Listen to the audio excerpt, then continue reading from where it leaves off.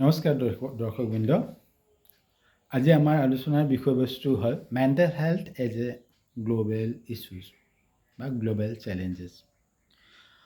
বিশ্বৰ বা গোলকীয় প্ৰত্যাহ্বান স্বৰূপে মানসিক স্বাস্থ্য।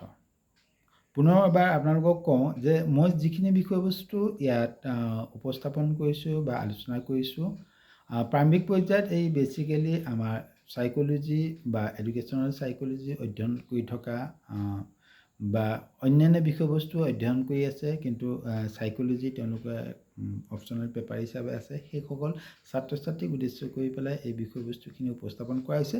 কিন্তু তাৰ জৰিয়তে সৰ্বসাধাৰণ ব্যক্তি বা সকলোৱে, মই কওঁ যে সকলো বিশ্বৰ সকলো উঠি অহা যুৱ প্ৰজন্ম বা উঠি অহা যুৱক যুৱতীসকল, কৈশোৰ কিশোৰ কিশোৰীসকল সকলোৱে এই কথাখিনিৰ পৰা উপকৃত হোৱাৰ লগতে হয়তো অভিভাৱকেও যদি এইখিনি কথাখিনি যদি জানে বা বুজি পায়, তেতিয়াহ'লে তেওঁলোকেও নিজৰ সতি সন্ততিক এই বিষয়বস্তুৰ বিষয়ে এটা সম্যক ধাৰণা দিবলৈ সক্ষম হ'ব, যাৰ জৰিয়তে তেওঁলোকৰ জীৱনৰ এটা সুস্থ সবল বা সুস্বাস্থ্য অধিকাৰী হ'বলৈ সক্ষম হ'ব। এতিয়া প্ৰশ্নটো আজি আলোচনাৰ বিষয়টো গোলকীয় প্ৰত্যাহ্বান হিচাপে মানসিক স্বাস্থ্য।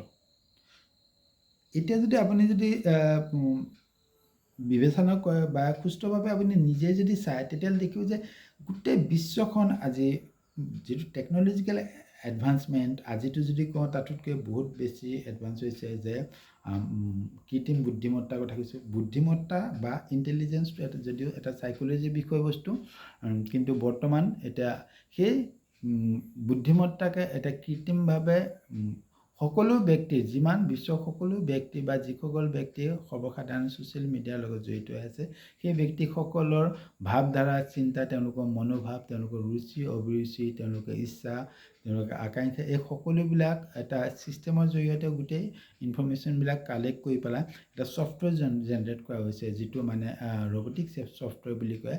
যি ছফ্টৱেৰৰ জৰিয়তে আপুনি এটা ক্লিক কৰি দিয়াৰ লগে লগে আপুনি কি ভাবিছে, আপোনাৰ নিডছ কি, আপোনাৰ নেচেচিটি কি, গোটেইখিনি ক'ব পৰা হৈছে। আপোনালোকে হয়তো ChatGPT কথা শুনিছে। ChatGPT মানে আজি হয়তো আৰ্টিফিচিয়েল ইণ্টেলিজেঞ্চ বা কৃত্ৰিম বুদ্ধিমত্তা ছেটিং পৰ্যায়লৈকে আছে। গতিকে GPT শব্দটো যদি আপোনালোকে তন্নতন্নকৈ বিশ্লেষণ কৰে, তেতিয়াহ'লে আপোনালোকে দেখিব জেনেৰেটিভ প্ৰিট্ৰেইনেড ট্ৰেন্সফৰ্মাৰ। গতিকে এটা ছফ্টৱেৰক আগতীয়াকৈ ট্ৰেইন দিয়া হৈছে বা পূৰ্ব প্ৰশিক্ষিত এটা ছফ্টৱেৰ বা এটা বস্তু, যি ট্ৰেন্সফৰ্ম কৰিব পাৰে বা সম্প্ৰসাৰণ কৰিব পাৰে আৰু সি জেনেৰেট কৰিব পাৰে। গতিকে আজি যেনেকৈ ChatGPT নিচিনাকৈ আপোনাৰ মেডিকেল GPT ওলাব পাৰে, GPT ওলাব পাৰে, বা ইণ্ডাষ্ট্ৰিয়েল GPT ওলাব পাৰে, বা বিভিন্ন দিশত আৰ্টিফিচিয়েল ইণ্টেলিজেঞ্চে গ্ৰাস কৰি গৈছে আজিৰ যুগত। আৰু এই গোটেইখিনিৰ মাজতে অলৰেডি আমাৰ technological advancements, industrial technology, transportation technology, communication technology ইত্যাদিয়ে আমাৰ জীৱনটো বহু পৰিমাণে যান্ত্ৰিকতাৰ দিশলৈ লৈ আহিছে।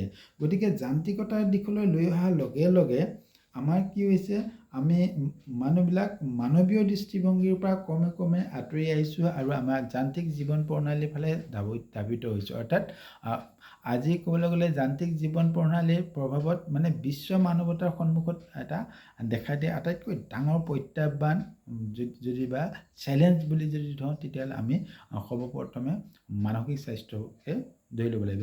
মানসিক স্বাস্থ্য আজি গোটেই বিশ্বই এটা জ্বলন্ত সমস্যা হিচাপে বা জ্বলন্ত প্ৰত্যাহ্বান হিচাপে গ্ৰহণ কৰিছে। কিয়নো বিশ্বৰ সন্মুখত আজি এইটোৱে আহিছে যে মানুহ ক্ৰমে ক্ৰমে এটা মানৱীয় দিশৰ পৰা আঁতৰি গৈ পেলাই যান্ত্ৰিক দিশলৈ গৈছে। আৰু আজি নহয় কাইলৈ আৰু 5 বছৰ 10 বছৰ পাছতো যিখিনি নতুন নতুন টেকন'লজি বা নতুন নতুন ছফ্টৱেৰ ডেভেলপ হৈ আছে, মানুহ আৰু হয়তো অধিক যন্ত্ৰ হৈ পৰিব পাৰে। গতিকে এই দিশৰ পৰা বিশ্ব আজি তাকিত হৈ আছে যে কেনেকৈ আমি মেণ্টেল হেল্থটো মানে সুস্থ কৰি ৰাখিব পাৰোঁ, সবল কৰি ৰাখিব পাৰোঁ। গতিকে সেইকাৰণে কোৱা হৈছে mental health as a global challenges, অৰ্থাৎ এজ এ গ্লোবেল চেলেঞ্জ বুলি কোৱা হৈছে যে মানসিক স্বাস্থ্যক আজি বিশ্বৰ সন্মুখত এটা ডাঙৰ প্ৰত্যাহ্বান হিচাপে বিবেচনা কৰা। এতিয়া মই বহুত দীঘলীয়াকৈ এই বিষয়ে নকওঁ বা AI বিষয়ে যদি দৰকাৰ হয় মই পাছত অন্যান্য ভিডিঅ' কৰিবৰ কাৰণে প্ৰয়াস কৰিম বা AI বিষয়ে মোৰ যিখিনি সীমিত জ্ঞান আছে সেইখিনি আপোনালোকৰ লগত শ্বেয়াৰ কৰিবৰ কাৰণে প্ৰয়াস কৰিম। কিন্তু এতিয়া আমি এটা প্ৰশ্ন কৰিব লাগিব যে এই বিশ্বৰ সন্মুখত দেখা দিয়া এই ডাঙৰ প্ৰত্যাহ্বানটোৰ মূল কাৰণ কি হ'ব পাৰে। তেতিয়া আপোনালোকক মাত্ৰ এটা কাৰণেই ক'ম আৰু সেই এটা কাৰণে বিশ্লেষণ কৰিম, তাৰ পৰা আপোনালোকে নিজে উপলব্ধি কৰিব পাৰিব যে আজি বিশ্বৰ মানৱ জাতি বা যুৱ সমাজেই হওক বা সকলো মানুহে আজি আটাইতকৈ ডাঙৰ সমস্যাৰ সন্মুখীন হোৱাৰ মূল কাৰণটো কি। তেতিয়া এটা কাৰণ সেইটো হ'ল মানৱ সমাজত চলি থকা, আমি জানো আমাৰ সংস্কৃতিৰ দুটা দিশ আছে, এটা বস্তুগত সংস্কৃতি আৰু আনটো হৈছে গুণগত সংস্কৃতি। বস্তুগত সংস্কৃতি যে আমি মেটেৰিয়েল কালচাৰ বা মেটেৰিয়েলিষ্টিক কালচাৰ বুলি কওঁ, আনটো হ'ল যে নন মেটেৰিয়েলিষ্টিক কালচাৰ বা কোৱালিটি কালচাৰ বুলি কওঁ বা ভিৰ্চুৱেল কালচাৰ বুলিও আমি ক'ব পাওঁ। তাক আমি গুণগত বা অবস্তুগত। গতিকে আজি বিশ্বৰ সন্মুখত প্ৰত্যাহ্বান দেখা দিয়াৰ মূল কাৰণটোৱেই হ'ল যে বস্তুগত সংস্কৃতি আৰু গুণগত সংস্কৃতিৰ মাজত থকা তাৰতম্য বা ভাৰসাম্যহীনতা মূল কাৰণ সেইটো। গতিকে আজি যদি কোৱা, এতিয়া মই আপোনালোকক স্পষ্টকৈ বুজাই দিম যে আমাৰ বস্তুগত সংস্কৃতি কি আৰু গুণগত সংস্কৃতি কি। বস্তুগত সংস্কৃতি বুলি ক'লে আমাৰ দৈনন্দিন জীৱনত প্ৰয়োজন হোৱা সকলো বস্তুকে আমি ধৰি ল'ব পাৰোঁ। আমি ৰাতিপুৱা শুই উঠাৰ পৰা বুলি ৰাতি শুৱালৈকে বা আমাৰ দৈনন্দিন জীৱনত আমি য'ত যাম যি কৰোঁ প্ৰতিটো বস্তুৰ লগত এটা বস্তু জড়িত আছে। সেই বস্তু আৰু ছায়েন্সৰ বা টেকন'লজিৰ অৱদান। গতিকে আমি সেই বস্তু লৈ পেলাই আজি ধাৱবান হৈছে। আমাৰ হাতত এণ্ড্ৰইড মোবাইল ফোন লাগিব, আমাক টিভি লাগিব, টিভি ৰিম'ট লাগিব, AC লাগিব, AC ৰিম'ট লাগিব, লাইট অন অফ কৰা ছুইচ লাগিব। ছুইচ কিন্তু নহ'ব।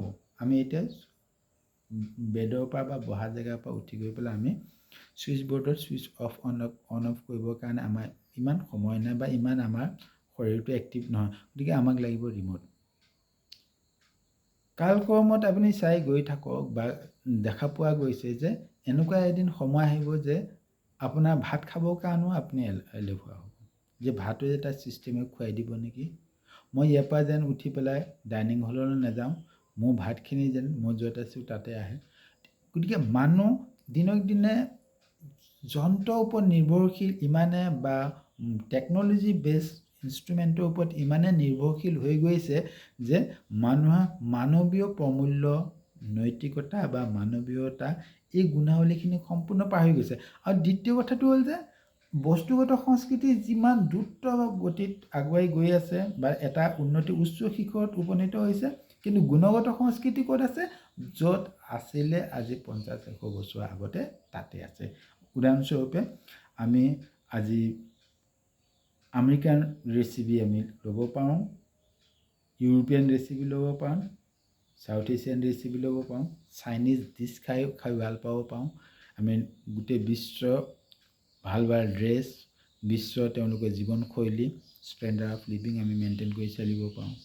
কিন্তু জানো আমাৰ সমাজৰ মাজতো জানো আজিও কুসংস্কাৰ, অন্ধবিশ্বাস, ডাইনী হত্যাৰ পৰা আদি কৰি ইদিনাখন বোলে সোমবাৰে গা ধুব নাপায়, মঙলবাৰে খাব নাপায়, বুধবাৰে দিব নাপায়, তেনেকুৱা ধৰণৰ জানো পৰম্পৰা আমাৰ সমাজত চলি থকা নাই।